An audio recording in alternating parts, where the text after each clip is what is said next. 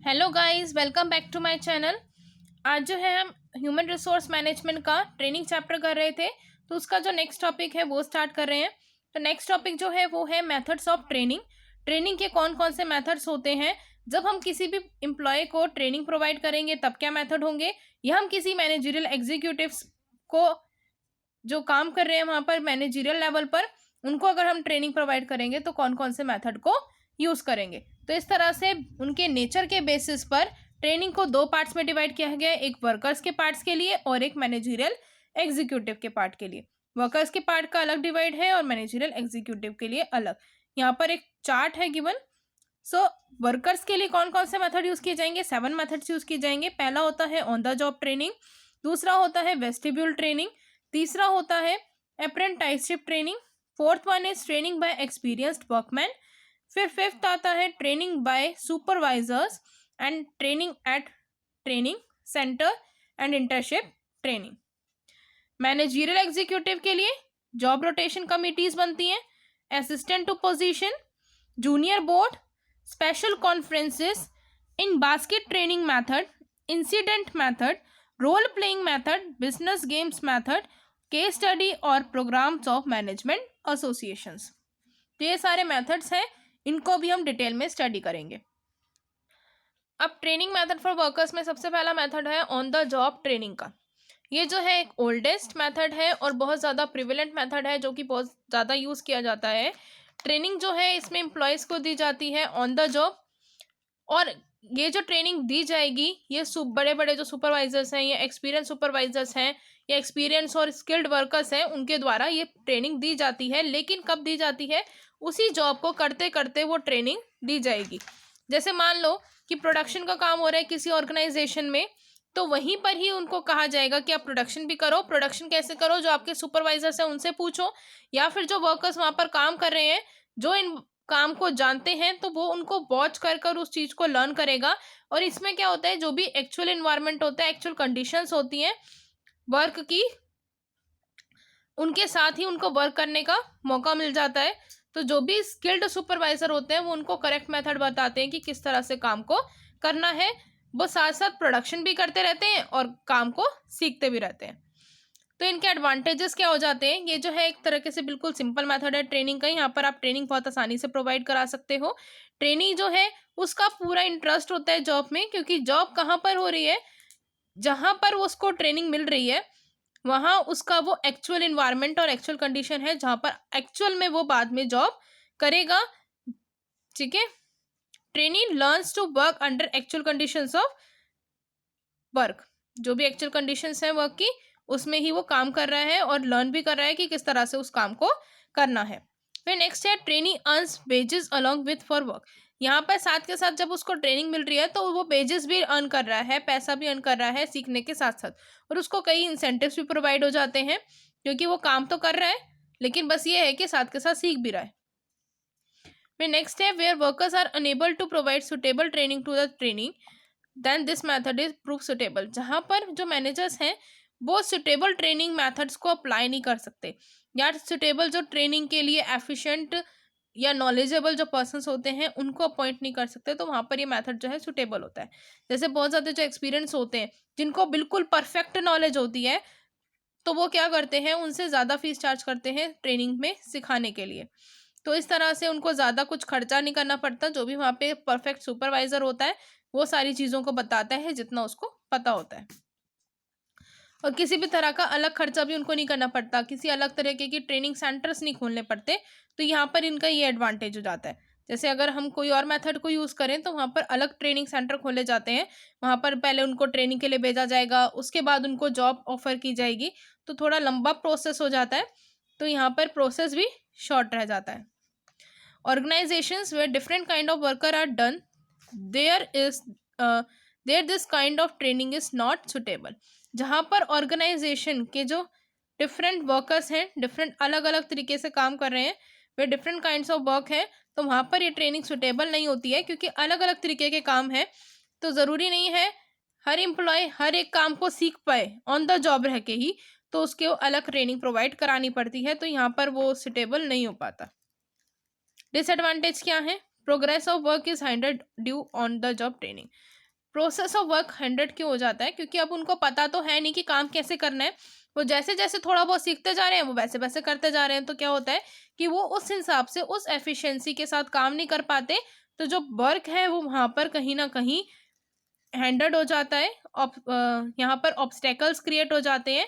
और क्या होता है कि जो वर्कर्स हैं उनको उस मशीनरी पे काम करना आ नहीं रहा, वो जैसे सीख रहे हैं वैसे ही कर रहे हैं। तो यहाँ पर जो मटेरियल है वो भी कहीं ना कहीं वेस्ट हो जाता है। Since training is not well plan, trainings take long to learn the niceties of the work. यहाँ पर ये बोला है कि ट्रेनिंग पहले से ही प्लान नहीं होती। जो भी ट्रेनिंग्स हैं उनको फिर लॉन्ग टाइम लगता है सीखने में, क्योंकि इन्होंने ऐसे नहीं बोला कि आपको इतने टाइम पीरियड के लिए सीखना है, तो वो धीरे धीरे अपने हिसाब से सीखते रहते हैं। वो एक एफिशिएंटली काम नहीं करते। Wages paid to the trainees are more than the work done by them. जो भी वेजेस पे की जाती है ट्रेनी को वो ज़्यादा होती है। क्यों ज़्यादा होती है? क्योंकि वो तो उस हिसाब से अपनी सैलरी पे कर रहे हैं, लेकिन जो ट्रेनीज हैं वो उस हिसाब से वर्क नहीं कर रहे। यहाँ भी बात करिए कि क्योंकि ट्रेनिंग प्लान नहीं होती तो वो अपने आराम से टाइम से सीख लेते हैं, चलो कोई नहीं, आराम आराम से सीख लेंगे। तो एक पर्टिकुलर टाइम नहीं होता ट्रेनिंग पीरियड का, जैसे जैसे वो चलता जाता है वैसे वैसे वो सीखते जाते हैं। तो यहाँ पर एक तरीके से हम कह सकते हैं कि वो जितना काम नहीं कर रहे हैं उससे ज़्यादा उनको वेजेस मिल जाता है। सुपरवाइजर या ट्रेनर, जिसको भी आपने वहाँ पर ट्रेनर अपॉइंट किया है या सुपरवाइजर जो है, उनको किसी भी तरह का जो है एक्स्ट्रा रेम्यूनरेशन नहीं मिलता, उनको कोई एक्स्ट्रा पैसा नहीं मिल पाता। अब जब उनको एक्स्ट्रा रेम्यूनरेशन नहीं देगी कंपनी या कोई भी ऑर्गेनाइजेशन, तो वो क्या करेंगे? वो ढंग से सिखाएंगे नहीं, वो उस चीज़ में इंटरेस्ट नहीं लेंगे। तो वो इंटरेस्ट नहीं लेंगे तो वर्कर्स ढंग से सीख नहीं पाएंगे वहाँ पर, तो वो उस डेडिकेशन के साथ नहीं सिखा पाते हैं। अगर हम उनको एक्स्ट्रा रेम्यूनरेशन दें या कुछ इंसेंटिव्स प्रोवाइड कर दें तो वो उस चीज़ को सिखाने के लिए क्या हो जाएंगे? कैपेबल हो जाएंगे। वो बिल्कुल अपने एक इंकरेजमेंट के साथ सिखाएंगे। लेकिन यहाँ पर उनको किसी भी तरह का मोटिवेशन नहीं दिया जाता या इंकरेजमेंट नहीं दी जाती है, तो उस वजह से वो क्या है, उस डेडिकेशन के साथ एम्प्लॉयज़ को सिखाते ही नहीं है। नेक्स्ट आता है वेस्टिब्यूल ट्रेनिंग। वेस्टिब्यूल ट्रेनिंग में क्या होता है? एक तरीके से स्पेशल टाइप ऑफ ट्रेनिंग होती है। इसमें जो है स्पेशल ट्रेनिंग सेंटर्स जो हैं लगाए जाते हैं, जहाँ पर ये एक तरीके से क्या होता है, जहाँ पर ऑर्गेनाइजेशन का एक्चुअल काम हो रहा है ये वहाँ से दूसरी जगह पर होते हैं। और वहाँ पर जैसे ऑर्गेनाइजेशन का एटमॉस्फेयर है उसी तरह का एटमॉस्फेयर या उसी तरह का जो वर्किंग कंडीशन होता है वो उस हिसाब से उसको प्रिपेयर करते हैं। अगर ऑर्गेनाइजेशन में मान लीजिए 10 मशीनरी लगी है तो वो वहाँ पर भी 10 मशीनरी लगवाएंगे, उसी तरह का एटमॉस्फेयर को क्रिएट करेंगे। अब यह क्या होता है यहाँ पर कि अगर उस तरह का वो एटमॉस्फेयर जो है क्रिएट करते हैं तो इस तरह से उनका जो खर्चा होता है वो ज़्यादा ही हो जाता है, क्योंकि वही सेट ऑफ मशीन्स उनको यहाँ भी लगानी पड़ी और वही सेट ऑफ मशीन्स उनको वहाँ भी लगानी पड़ी। तो ये एक तरीके से थोड़ा सा एक्सपेंसिव मेथड होता है। लेकिन यहाँ पर जो एम्प्लॉयज़ होते हैं, जो ट्रेनी होते हैं, मेनली ट्रेनी को वहाँ पर भेजा जाता है, वो यहाँ पर काम नहीं करता। तो यहाँ पर किसी भी तरह का उनका जो प्रोसेस ऑफ वर्क होता है वो हिंडर्ड नहीं होता। ठीक है, वो अपना वहाँ पर चलता रहता है और यहाँ पर अलग से ट्रेनिंग होती रहती है। सो मेरिट्स क्या है? Training is a definite and plan. जो ट्रेनिंग होती है वो डेफिनेट होती है और प्लान होती है कि हाँ हमें ट्रेनिंग देनी है। ऊपर वाले में यानी ऑन द जॉब ट्रेनिंग में किसी भी तरह की प्लानिंग नहीं की गई थी। फिर आता है no इंट्रेंसेस in factory work. Factory work में किसी भी तरह का इंट्रेंस नहीं आता, क्योंकि जो ट्रेनिंग दी जा रही है वो एक सेपरेट प्लेस पर दी जा रही है। Under this method many trainee are given training simultaneously. इस मेथड में बहुत सारे ट्रेनीज को एक साथ ट्रेनिंग मिल जाती है। उसके बाद ट्रेनिंग जो है इम्पार्ट की जाती है स्किल्ड और एक्सपीरियंस ट्रेनीज और एक्सपर्ट्स। जो एक्सपीरियंस ट्रेनीज हैं और जो एक्सपर्ट्स हैं उनके द्वारा ये ट्रेनिंग दी जाती है। और अब इसके डीमेरिट्स क्या हैं कि एक एक्सपेंसिव मेथड होता है ट्रेनिंग का, क्योंकि यहाँ पर अलग तरीके से सेट ऑफ मशीन्स जो हैं, जो भी इक्विपमेंट्स वहाँ पर चाहिए होते हैं, वही सेम टू सेम जो इक्विपमेंट्स होते हैं वो ट्रेनिंग सेंटर में भी प्रोवाइड किए जाते हैं। तो यहाँ पर एक तरीके से एडिशनल एक्सपेंडिचर बढ़ जाता है। फिर नेक्स्ट बोला है it is difficult to create conditions like the factory in a vestibule जो है यानी जो ट्रेनिंग सेंटर है उसमें कहीं ना कहीं डिफ़िकल्टी हो जाती है कि सेम टू सेम कंडीशंस को आप क्रिएट कैसे करोगे। अब लोकेशन कहीं और है, वहाँ का वर्किंग एनवायरनमेंट कहीं और है, वहाँ का एटमॉस्फेयर कहीं किसी अलग तरीके का है, लेकिन जहाँ पर आपने ट्रेनिंग सेंटर ओपन करा है वहाँ का एटमॉस्फेयर किसी और तरह है। अब देखो अगर हम बात करें अलग अलग जो हमारे स्टेट्स हैं उसमें अलग अलग तरीके का एटमॉस्फेयर होता है, ठीक है, अलग अलग तरीके का एनवायरनमेंट होता है। अब जहाँ पर ट्रेनिंग सेंटर खोला गया है वहाँ का एनवायरनमेंट अलग होगा, और जहाँ पर एक्चुअल में जो ऑर्गेनाइजेशन सेटअप हुई है वहाँ का इन्वायरमेंट अलग होगा। तो एक्चुअल क्रिएट जो कंडीशंस होती है उनको क्रिएट करना मुश्किल हो जाता है, पॉसिबल नहीं हो पाता कई बार। तो यहाँ पर ये सबसे बड़ा डीमेरिट हो जाता है। नेक्स्ट है अप्रेंटिसशिप ट्रेनिंग। ये जो मेथड है ट्रेनिंग का ये बहुत ज़रूरी मेथड है, और स्पेशली ये जो सुटेबल है उन चीज़ों के लिए सुटेबल है those vocations which require a long period of practice, जिनके लिए आपको बहुत ज़्यादा लंबी प्रैक्टिस के लिए जाना पड़ेगा, यानी एफिशिएंसी ज़्यादा चाहिए।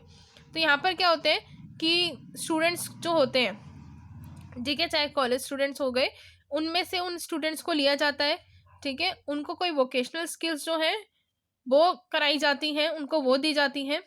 और ये जो वोकेशनल स्किल दी जाती हैं ये बहुत लंबे टाइम पीरियड के लिए होती हैं, कम से कम 2 से लेकर 5 साल तक। कितने टाइम पीरियड तक हो सकती हैं? 2 से लेके 5 साल तक की हो सकती हैं। और यहाँ पर जो एक्सपर्ट्स होते हैं उनकी गाइडेंस में ही वो लोग काम करते हैं, ठीक है। एक तरीके का बहुत ज़्यादा एक्सपेंसिव मेथड भी होता है। और यहाँ पर during the period of training जो अप्रेंटिस ट्रेनी है, जो ट्रेनी है जो सीखने आया है, उसको भी रेम्यूनरेशन दी जाती है एम्प्लॉयर के द्वारा। सो मेरिट्स क्या हो गए इसके? Full knowledge of job is acquired, पूरी की पूरी नॉलेज मिल जाती है जॉब की। ट्रेनिंग जो है वेल प्लान्ड मैनर में इम्पार्ट की जाती है, दी जाती है according to pre determined plan, जो आपने पहले से ही प्लानिंग में डिसाइड किया हुआ था उसी तरह से जो ट्रेनिंग है वो प्रोवाइड की जाती है। आपने प्लान बना रखा था कि हमें ट्रेनिंग कैसे देनी है, किस टॉपिक पर ट्रेनिंग देनी है, किस मशीनरी के ऊपर ट्रेनिंग देनी है, किस स्किल के ऊपर, किस टेक्नोलॉजी के ऊपर ट्रेनिंग देनी है। तो इस तरह से जो भी आपके प्री डिटरमाइंड प्लान होते हैं उसके ऊपर आप ट्रेनिंग देते हो। ट्रेनिंग गेट्स, यहाँ पर जो है ट्रेनिंग जो है उनको रेम्यूनरेशन मिलती है तो उनका इंटरेस्ट भी और बढ़ जाता है कि हाँ हमें ट्रेनिंग मिल रही है और साथ साथ हमें रेम्यूनरेशन भी मिल रही है। उसके बाद ये जो है एक्सपेंसिव मेथड होता है ट्रेनिंग का। और सेकंड डीमेरिट ये बोला गया है कि ट्रेनी को कोई भी श्योरिटी नहीं होती कि उसकी प्लेसमेंट होगी या नहीं होगी। वो सिर्फ एक ट्रेनिंग देते हैं, अगर वो ट्रेनिंग में सीख गए, कैपेबल हो गए, फिर भी उनके पास एक पर्टिकुलर श्योरिटी नहीं होती है कि हमें जब भी हमारी ट्रेनिंग कंप्लीट हो जाएगी तो हमें उस ऑर्गेनाइजेशन में प्लेसमेंट मिलेगी या नहीं मिलेगी। नेक्स्ट पॉइंट है training by experienced workman. Training यहाँ पर क्या होता है कि एक्सपीरियंस जो वर्कर्स होते हैं उनके द्वारा इम्पार्ट की जाती है, यानी उनके द्वारा दी जाती है। ये जो है एक स्पेशल एडवांटेज गेन करती है। इसमें एडवांटेज ये होता है कि जहाँ पर एक्सपीरियंस्ड वर्कर्स जो हैं वो हेल्पिंग हैंड्स की तरह काम करते हैं, ठीक है। उसके बाद ये जो है वहाँ पर सुटेबल होती है जहाँ पे जो डिपार्टमेंट्स हैं उनकी सीरीज ऑफ जॉब्स हैं, ठीक है। और वर्क प्रोसीड्स जो हैं वो एक वेल प्लान्ड ऑर्डर में किए जाते हैं। जैसे एक काम हुआ उसके बाद दूसरा किया जाएगा, उसके बाद तीसरा किया जाएगा। ऐसा नहीं है कि आप जो है काम को डिफरेंट वे में करें, जैसे पहला वाला काम को बाद में कर दें और जो तीसरा काम है उसको पहले कर दें, इस तरह से नहीं होता। वेल प्लान्ड मैनर में होता है काम भी, तो वहाँ पर ये ट्रेनिंग दी जाती है। ट्रेनिंग बाय सुपरवाइजर्स, इस मेथड में जो है ट्रेनिंग कौन देता है? सुपरवाइजर देता है, नाम से ही पता चल रहा है। जो ट्रेनी होते हैं उनको अपॉर्चुनिटी मिलती है कि सुपरवाइजर के अंडर वो काम को सीखें, और जो सुपरवाइजर है उनको भी अपॉर्चुनिटी मिलती है कि वो जो वर्कर्स हैं उनकी एबिलिटी को और उनकी पोटेंशियलिटी को क्या करें, चेकआउट करें, उनको एवेल्यूट करें, जिसकी वजह से वो क्या कर सकते हैं, एक अच्छा लीडर भी वहाँ से निकाल सकते हैं उस काम को करने के लिए, ठीक है। उसके बाद है training at training centres. Special training centre setup किए जाते हैं इसमें, और इन ट्रेनिंग सेंटर्स को क्या बोला जाता है? टेक्निकल ट्रेनिंग सेंटर्स, क्योंकि स्पेशली किए गए हैं और यहाँ पर जो है टेक्नोलॉजी के रिगार्डिंग नॉलेज दी जाती है। लेकिन यही जो ट्रेनिंग सेंटर्स होते हैं ये थ्योरेटिकल और टेक्निकल ट्रेनिंग दोनों देते हैं। थ्योरेटिकल नॉलेज भी आपको यहाँ पर मिल जाती है और टेक्निकल नॉलेज भी मिल जाती है। ये ट्रेनिंग जो है ओल्ड और न्यू एम्प्लॉयज़ दोनों को दी जाती है, और उन्हीं जॉब के लिए दी जाती है या उन्हीं ट्रेड के लिए दी जाती है जिसमें वो वर्क करेंगे। जैसे अगर मान लो कि HR मैनेजर बनाना है किसी को, ठीक है, उसके लिए आप ट्रेनिंग दे रहे हो, तो ट्रेनिंग थ्योरेटिकल वे में भी दी जाएगी, उसको HRM की बुक पढ़ाई जाएगी, थ्योरेटिकल वे में दी जाएगी, और इस तरह से जैसे ट्रेनिंग सेंटर्स हम खोलते हैं या वेजेस कैसे देने हैं, इस तरह से जो भी काम होते हैं उनको प्रैक्टिकल वे में भी कराया जाता है। तो दोनों को दी जाती हैं, ओल्ड और न्यू एम्प्लॉयज़ को भी उसी पार्ट में, ठीक है। फिर मेरिट्स क्या हैं इसके? No hindrances in the progress of work, progress of work में किसी भी तरह का हिंड्रेंसेस नहीं आता, दोनों नॉलेज मिल जाती है ट्रेनिंग को, थ्योरेटिकल भी और टेक्निकल भी। ट्रेनिंग का ये एडवांटेज होता है कि स्पेशलाइज हो जाता है वो पर्सन उसी काम में। फिर आते हैं डीमेरिट्स। इसके डीमेरिट्स ये होते हैं, ये एक्सपेंसिव मेथड होता है, और इन केस जो लार्ज नंबर अगर ट्रेनिंग्स आ गए तो प्रॉपर ट्रेनिंग आप इम्पार्ट नहीं कर पाते यहाँ पर। फिर नेक्स्ट है इंटर्नशिप ट्रेनिंग। मेन एम होता है इस ट्रेनिंग का कि थ्योरेटिकल और प्रैक्टिकल ट्रेनिंग दोनों दी जाए। बोथ टेक्निकल और प्रोफेशनल एजुकेशन इंस्टीट्यूशंस जो हैं, इंस्टीट्यूशन जॉइंटली इम्पार्ट ट्रेनिंग, जो भी टेक्निकल और प्रोफेशनल एजुकेशन इंस्टीट्यूशन है वो एक साथ मिलकर ट्रेनिंग देते हैं उनके मेंबर्स को। यहाँ पर एक बैलेंस बनाया जाता है थ्योरेटिकल नॉलेज में भी और प्रैक्टिकल नॉलेज में भी। और इस टाइप की ट्रेनिंग ज़रूरी होती है उन प्रोफेशंस के लिए, लाइक मैनेजमेंट की प्रोफेशन के लिए, लीगल के प्रोफेशन के लिए, या मेडिकल प्रैक्टिशनर्स हैं उनके प्रोफेशन के लिए। तो ये जो प्रोफेशंस होते हैं इनके लिए ये बहुत ज़्यादा असेंशियल होती है, क्योंकि यहाँ पर उनको प्रोफेशनल नॉलेज भी दी जा रही है और टेक्निकल नॉलेज भी दी जा रही है उन इंस्टीट्यूशन से जो कि ये दोनों काम करते हैं, और ये दोनों एक साथ मिलकर उनको इस इंस्टीट्यूशन को चलाते हैं और अपने मेंबर्स को इस तरह की ट्रेनिंग देते हैं जहाँ पर थ्योरेटिकल और प्रैक्टिकल नॉलेज दोनों प्रोवाइड करते हैं। तो आज हम करेंगे यहीं तक का ही टॉपिक, नेक्स्ट वीडियो हम करेंगे नेक्स्ट टॉपिक। मिलते हैं नेक्स्ट वीडियो में, बाय बाय।